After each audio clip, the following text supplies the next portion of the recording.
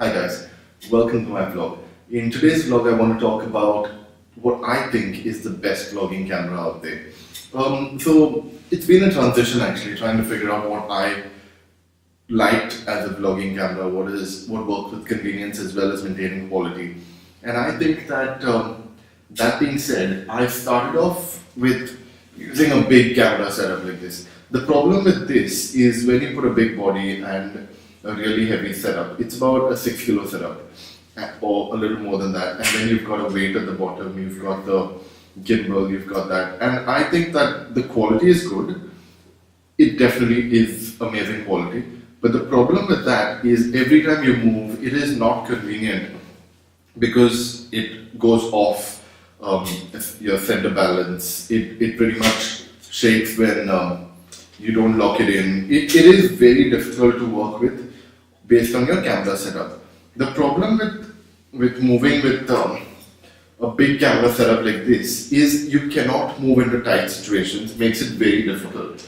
So after that, I thought of getting like a gorilla pod and putting up a camera, which is also a great setup. It is something I still use for some vlogs where the situation may be a little challenging. So I take my iPhone and you put it onto that, you turn it up there. And I learned this technique because of Casey Neistat.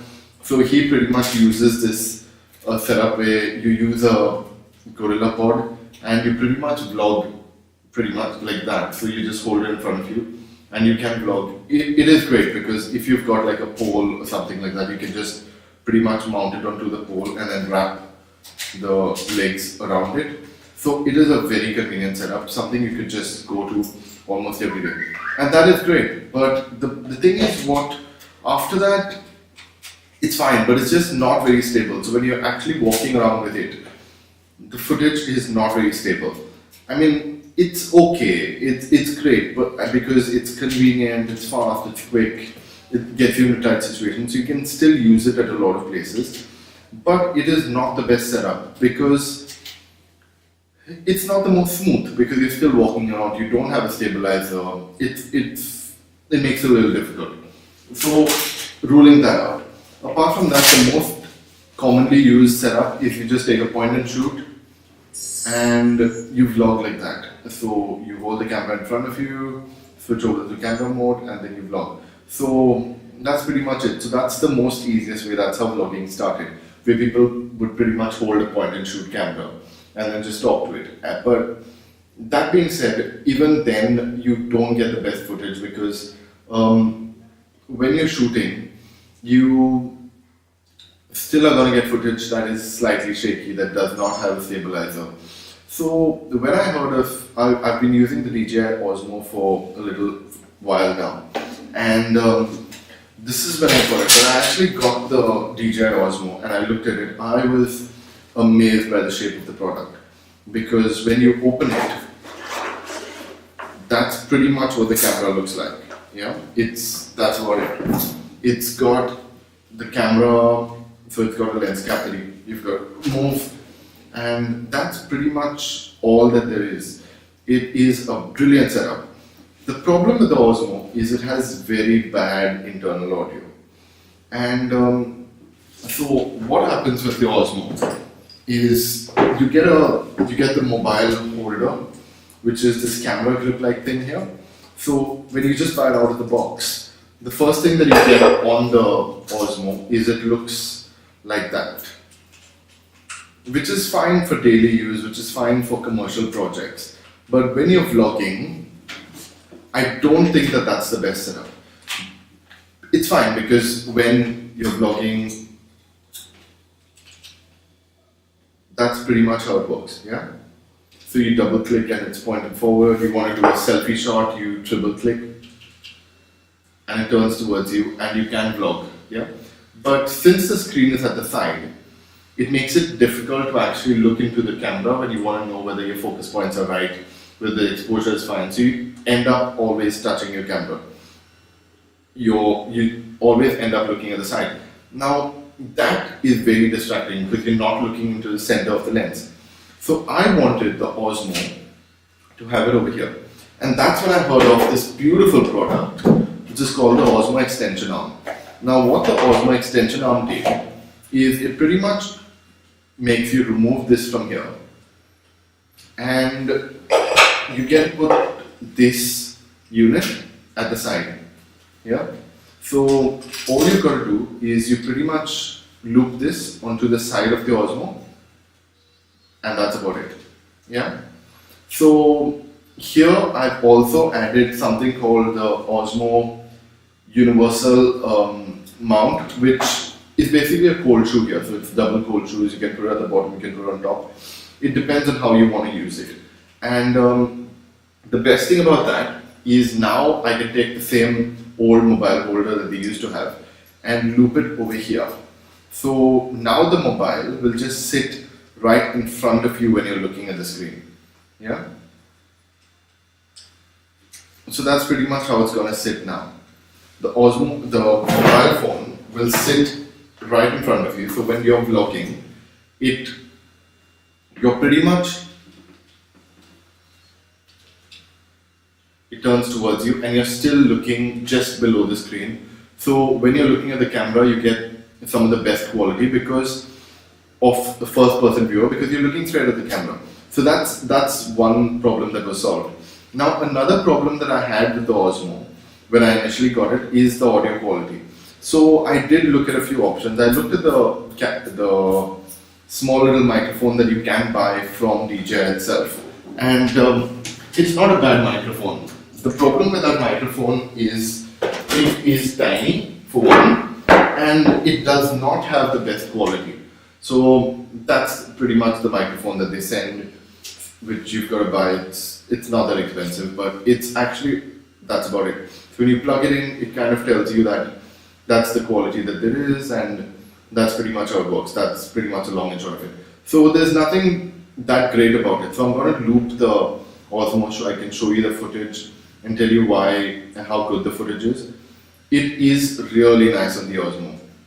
Now, when the problem with this, going back to the audio quality, the audio quality is extremely bad because it is much better than the internal microphone that they have, but it picks up a lot of ambient sound.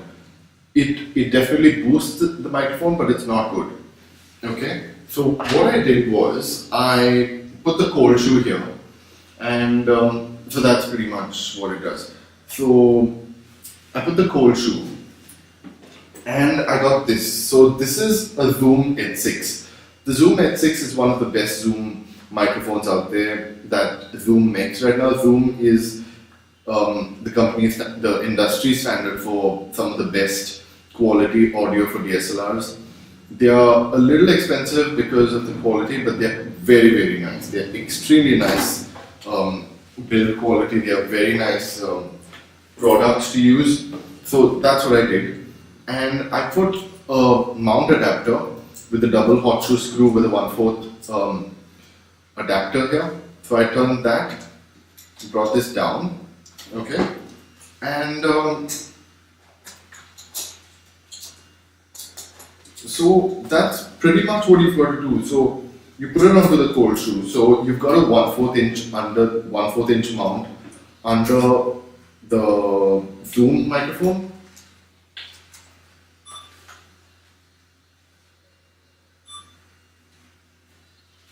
Where I've got to do that. Yeah, this guy's going a little mad, but it's fine. So you just tighten that part up, and this is what I did. So I put this on top of that, mounted that there.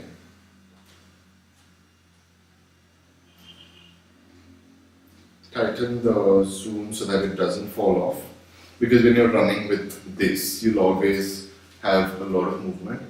So I put a 3.5 mm auxiliary cable, the standard auxiliary cable, plugged it into the line in on the Osmo, a line out from the zoom, switch the zoom on, and you get brilliant audio quality. So that's pretty much how I built this camera setup. It is one of the most amazing camera setups that I've played with, and the quality is amazing. Like, you honestly need to first-hand view the quality of it. It is really, really good. It is, so you can shoot on 1920 1080 at 60 frames, or you can shoot at 4K at 30 frames. But the footage is very stable. Like, it is brilliant footage. So I'm going to show you a couple of shots of why I think that the zoom along with this is a brilliant setup. But I'm going to show you how stable this is as an everyday setup. It is not very heavy, it's about 1 kilo, that's about it.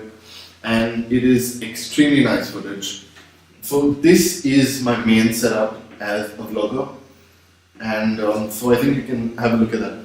Like, it is very smooth, yeah? And the best part is, even if you turn like your hand around, the camera sits flat, yeah? The camera just like sits proper flat. So no matter what you're doing, it'll always just sit flat and you can get good footage. So even when you're walking with the camera, you'll always get good smooth flows. So it's like an unlimited slider pretty much. I mean, a slider has its perks, but this one is like an unlimited slider, or if you want to call it a dolly. But it is a beautiful long shot that you can get with it, and the quality is amazing. So it is a beautiful setup to work with, and I think that this is the vlogging camera of the future.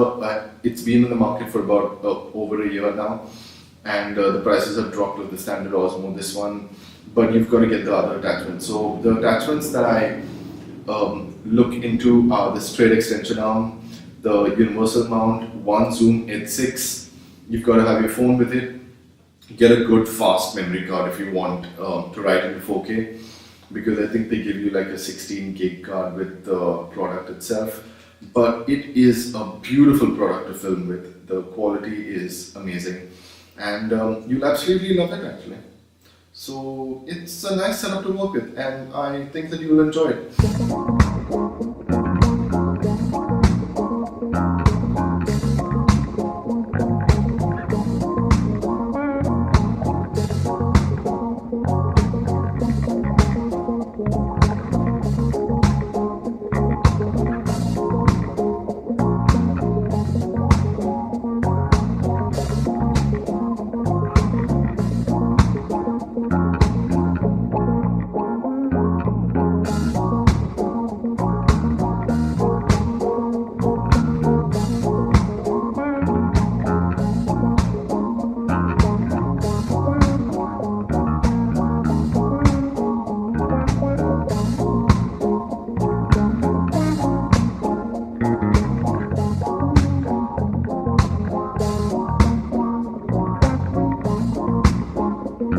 Thank you for watching my vlog. Don't forget to hit that subscribe button and continue watching the footage, because I'm going to show you the short clip that I made using this setup.